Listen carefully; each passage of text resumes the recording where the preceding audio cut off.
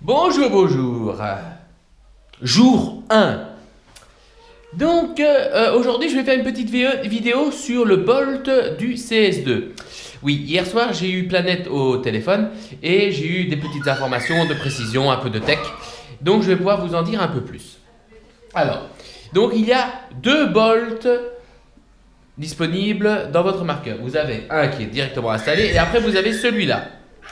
Alors, c'est très simple. Le bolt qui est installé à l'intérieur de votre marqueur CS2, c'est le bolt pour de l'habit fragile. Ce bolt-là, c'est pour de l'habit normal. Donc, ce que je pensais dans la vidéo au premier regard était juste. Alors, pour une fois, rappelez-vous les anciennes versions, d'habitude, Planète ne conseillait pas le bolt bifragile. Eh bien, en l'occurrence, pour celui-ci, Planète le recommande.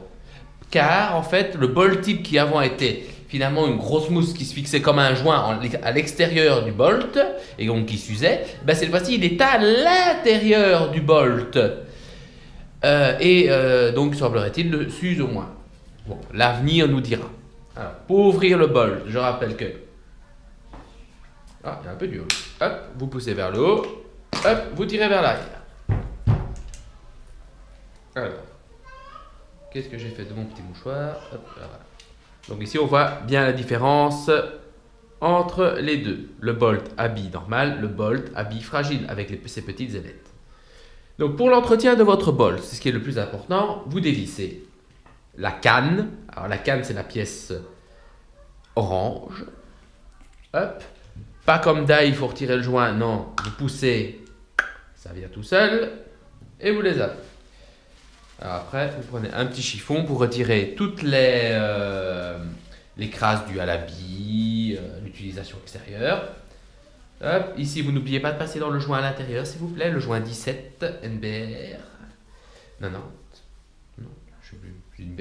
70, pardon, c'est une bêtise. Voilà, on le nettoie bien le 17. Donc à l'intérieur, c'est un 17, à l'extérieur, c'est un 20. Pour le bolt, 13 NBR 70, 15 NBR 90, 14 x 2 NBR 70. Voilà. Et donc à l'intérieur, vous avez le fameux bolt type donc, qui est intégré à l'intérieur. D'ailleurs, donc je suppose que pour le retirer, il suffit de pousser, il va s'éjecter et on ne touche plus. Bon, c'est la première fois qu'on l'a. Je vais encore attendre Chartres, histoire d'être sûr, pour en parler avec les techs anglais, mais normalement, ça doit être simplement être ça. Pour ce qui est de ceci, alors, je passe mon chiffon pour retirer la graisse. Donc, ceci est ce qu'on appelle le bolt guide. Alors, dans un entretien quotidien, vous devez bien sûr graisser le bolt, graisser la canne, joint interne, joint externe, mais il faut aussi graisser cette pièce qui est ici, qui sur le GTEC normalement était rouge. C'est ce qu'on appelle le spool. Alors pour y accéder, il faut dévisser le pilote guide. À la main, c'est difficile. Alors pour cela, vous pouvez utiliser une petite clé. Glissez ça dans le trou et faites levier. Hop, et ça vient tout seul. Alors, n'ayez pas peur. Si vous endommagez un peu j'allais dire la sphéricité, mais le caractère rond de l'orifice, ce n'est pas grave. Parce qu'en fait, c'est juste un passage d'air. Ça n'aura aucune influence sur le reste du marqueur. Bon, il ne faut pas quand même le casser. Hein. Hop, alors, une fois que c'est desserré, clac, donc celle-ci elle va là, vous avez le fameux spool. Alors, pourquoi il faut faire l'entretien du spool, le graisser comme je le recommande? C'est parce que c'est une pièce mobile. Hop, voilà. Alors attention, quand vous le retirez, si vous le mettez vers le bas, voilà, il y a ça qui va vous tomber dans la main. Donc ça, c'est le ressort du proshaft, enfin du spool qui est derrière, avec un guide qui est dedans. Voilà, normalement c'est tout ce que vous allez avoir en main. Bon, à l'intérieur, il y a encore la pièce ici que vous voyez orangée. Mais comme elle ne bouge pas, ce n'est pas nécessaire de la démonter, laissez-la là. Le jour où vous avez un problème, on en reparlera. Ici, on est dans une vidéo qui présente l'entretien qu'il faut faire Euh, je suis un peu puriste, je le reconnais, après chaque partie.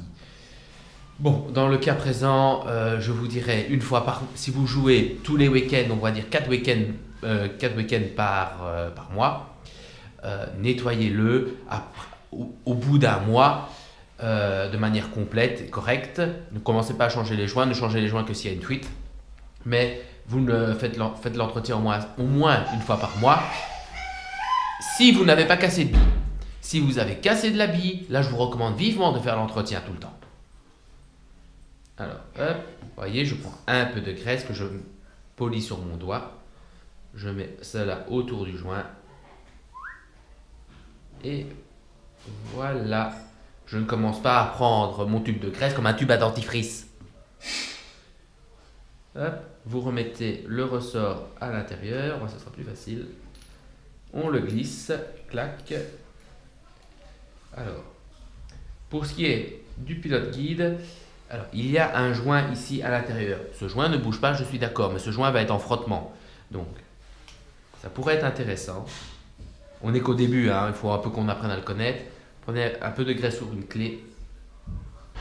Hop. Et vous passez autour du joint comme ceci pour un peu engraisser. À mon avis, ça peut être bien intéressant. Alors, de nouveau, la tête avant du spool vient se mettre dans un orifice dans le fond. Cette pièce va frotter. Ce serait peut-être aussi intéressant. De nouveau, vous prenez un peu de graisse sur vos doigts. Hop, vous prenez la tête et vous frottez la tête. Voilà. Mais comme vous voyez, il n'y a pas de dépôt. Hop. Vous prenez votre bol de guide, vous mettez par-dessus et vous le vissez. Hop. Alors, il faut visser à fond. Il ne faut pas visser comme un déchaîné pour absolument le serrer, mais il faut que ce soit contre. Si ce n'est pas contre, vous aurez une fuite. Vous voulez vérifier, vous remettez de nouveau votre clé, vous essayez. Voilà, je suis encore un peu poussé. Clac, je suis contre, c'est bon. Voilà. Alors ici, hop, de nouveau, il y a les joints qu'il faut humidifier. Hop, hop, hop, hop, tout simplement. Ça, c'est bon. Hop, rebelote, on fait ici à l'intérieur. Tac. Hop, on fait le bolt.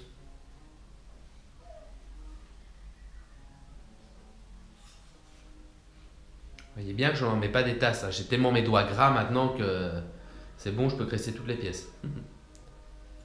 Alors, contrairement au modèle du CSA, c'est assez difficile d'aller à l'intérieur du bolt. Hein, donc, d'habitude, ce qu'on faisait, c'est qu'on prenait le doigt et on essayait d'en mettre un peu à l'intérieur du bolt pour un peu le graisser. Mais là, honnêtement, c'est un peu difficile. C'est un peu étroit. Mais bon, il y a moyen de le graisser un peu. Voilà, hop, ça c'est fait. Hop, vous remettez au-dessus, vous vissez le tout. Tac, tac, tac, tac. Hop. Et on met tout. Clac. Paf. Et c'est parti. Voilà, ça c'était l'entretien du bolt.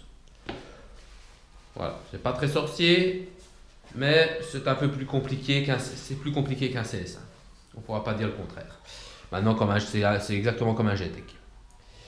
Voilà, voilà. Alors, tant qu'on est à parler entretien, bien sûr, vous faites l'entretien du bolt, vous nettoyez vos eye covers parce que donc c'est bien ce que j'avais dit dans la première vidéo. Le faisceau en fait passe par l'intérieur de l'eye cover où il y a, on va l'appeler le cristal qui va réfracter le faisceau. Donc il faut bien le nettoyer pour qu'il soit bien propre, surtout si vous cassez de la bille. Vous checkez aussi les bols détente et c'est tout. En entretien, c'est tout.